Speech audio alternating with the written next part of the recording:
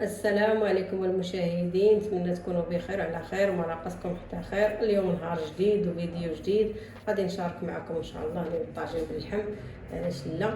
عيينا كاع في هذا رمضان بنادم مع المجمر المعمر. علاش لا اليوم ندير عطويجين ونشاركو مع المشاهدين. عندي هنايا كما كتشوفوا اللحم ديال البقر ديال الفخذ. غادي ندوز ضفت الزيت والملح وشويه الملون وغادي نشعل البوطه. صراحه شحال هذا ما درتش الطاجين، واليوم قررت ندير الطاجين وقلت نشاركو مع المشاهدين ديالي بحال ما هكايا باش كله يدخلوا ليا الملون. وغندوز العطريه. بالنسبه للعطريه عاد ديال البزار، سكينجبير،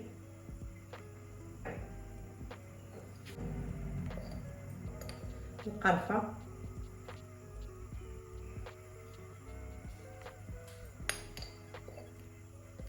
على ما نضيف ما كنضيفش منها بزاف. عندي شويه على الهريسه. صراحه انا كيعجبني الحرور في النصيب، ضروري ما كنصب الهريسه ولا الزيت حار. وغادي ندوز نغطيه ونخليه يتقلى ويتشرب العطريه. عندي هنايا الثومه، شويه الحامض مصير، شويه القزبر ومعدنوس. هما غادي نضيفهم مع العطريه بحال ما هكا يتشربوا من اللحم.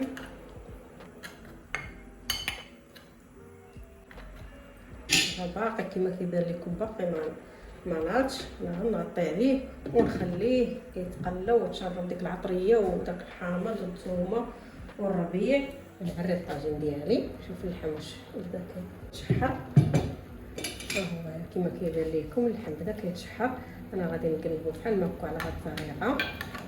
كما كتشوفوا راه باقي الربيع والثومه والحامض اللي درت باقي من الفوق.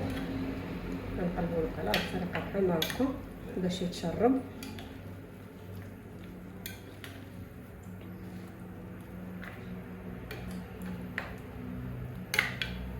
ونعاود نغطي عليه ونخليه يتقلى مزيان ويشرب كاع المكونات.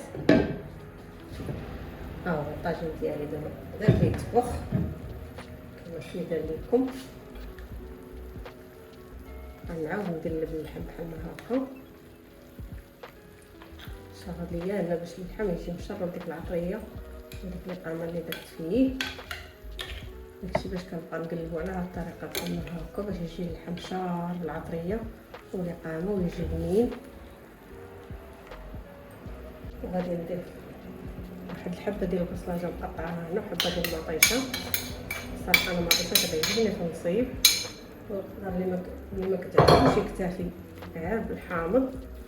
مع الرجا درت الحامض مصير باش قليت، غنخليه بحال ما هكا. زدت عليه هاد المطيشه والبصله ونخليه نغطي عليه ونخليه بحال ما هكا. من بعد انا غادي نزيد واحد جوج حبات ديال البصله فقط. وغندوز ندير البرقوق يطيب. ها هو جا خزقته انا من قبل، درت فيه الماء وشويه الملح. ضروري ما كديروا فيه شويه الملح باش كيخسروا لي داك الذوق ديال الحلاوه شويه. ضروري كيكون شويه حلو شويه مالح. بالنسبه للملح راه كنعطيه واحد الذوق زوين. وغندير فيه جوج عويدات ديال القرفه كما كيبان لكم. ملي يطيب الطاجين ديالي انا غادي نخضرو غير بالبرقوق بحال ما هكايا، ونخضرو باناناس. عندي شاريه ديال الحك بحال ما هكا جا موجود. الصراحه راه كيجي شي حاجه اللي زوينه مع اللحم والبرقوق، تيجي الاناناس زوين. الصراحه غير جربوه، انا فايت نجربه شحال من مره وقلت علاش لا اللي ما نشاركوش معكم اليوم. راه زعما الصراحه كيجي شي حاجه اللي زوينه في الطاجين. والبرقوق ديالي هو شاد عليه وغادي نغطي عليه ونخليه كيطيب. ضروري ما كتغطيو عليه، حيت لا ما تغطاش خليتو كيطيب عافاك عريان ما كيتنفخش لنا البرقوق وما كيجيش زوين. على حساب السكر انا ما كنديرو حتى تيقرب يطيب، عاد كندير فيه عاشقه ديال السكر فقط، ما كنديروش حلو ثاني بزاف. وانتم الا كتعجبكم الحلاوه تقدروا تضاعفوا الكميات ديروا اكثر. وانا كما تشوفوا شعلت عليه الموطور غنخليه يطيب ونرجع معكم ان شاء الله فاش يطيب الطاجين ديالي والبرقوق. غادي نرجع معكم الشكل ديالو النهائي كيفاش جاو. غادي نعرف لكم. شوف الطاجين تبارك الله بدايت كيتبخ واحد الريحه عاطيه منه ما نعاودش لكم. كنحرك اللحم بحال هكا باش ما يلصقش على الطريقه هذه.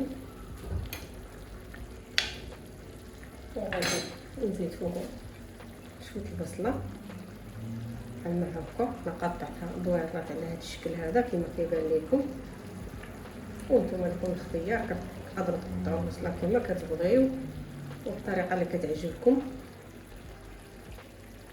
غادي نستفد البصيله كامله بحال هكا، نزيد عليها شويه الملح باش ما تجينيش البصله من الفوق حلوه، واحد شويه ديال البزار من الفوق غير شويه. كما كتعرفوا البصله راه الا درتيها من الفوق وما درتيها بالملح لا بشويه تاع البزار كتكون حلوه. على هاد الطريقه كما كيبان لكم راه غير شويه ديال البزار اللي درت. البطاط ديالي ها هو بدا يطيب، تبارك الله منفوخ كيبان لكم، حيت فاش كنديرو يطيب وكنزيدو عليه كيتنفخ، وإلا خليناه غير ما كيطلعش زوين الصراحه. كيبدا يطيب كيتكمش. ونغطي على الطاجين ديالي دابا ونخليه يطيب. ها هو الطويجين ديالي طاب كما كتشوفوا، جا على هذا الشكل هذا. خضرته باناناس وبالبرقوق كما كيبان لكم في الفيديو.